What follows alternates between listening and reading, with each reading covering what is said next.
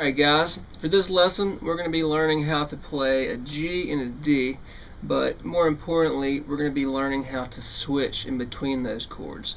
That's the hard part, about how to practice them. So first we'll go over just how to play them. Let's start off with our second finger on the low E string at the 3rd fret, first finger, 2nd fret of the A string, and then 3rd finger is going to be on the high E string at the 3rd fret. Alright, so strum through all the notes of that chord slowly. Make sure you're not getting any buzzing or anything.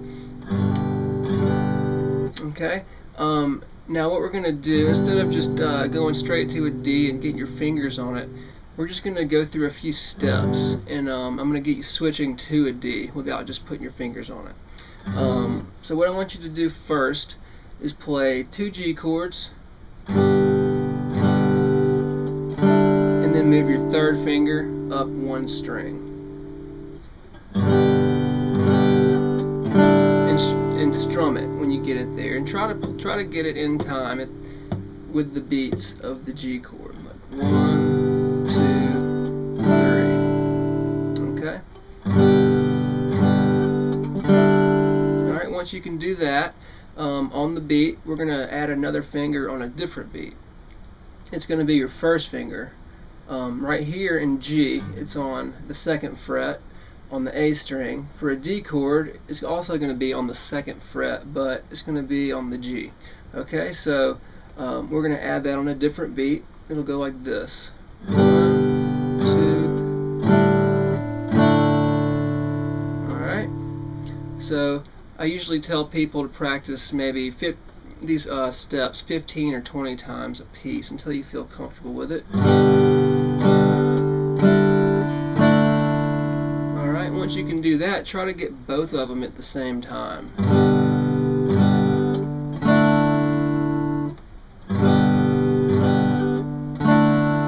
Alright, and you might be able to guess the next step. It's going to be this finger.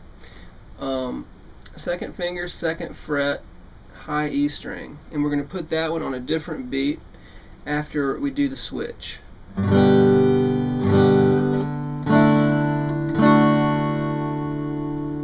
Alright, so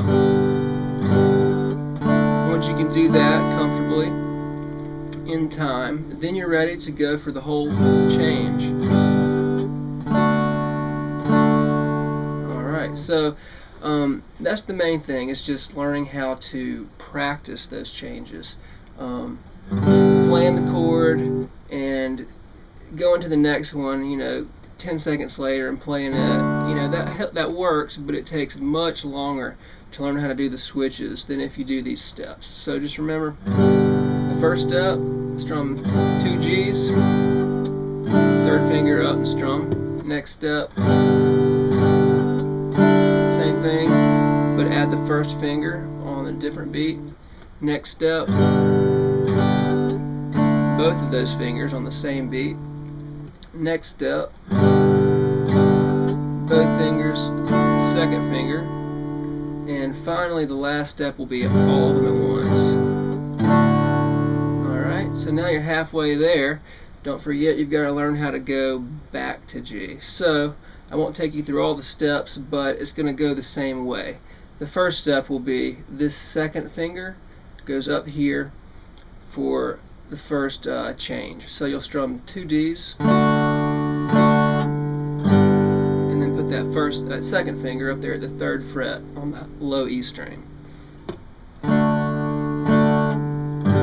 And then you'll do the same thing by adding this on another beat, and then at the same time, those 2 fingers, and then this one on another beat, and then trying them all at the same time. And lastly,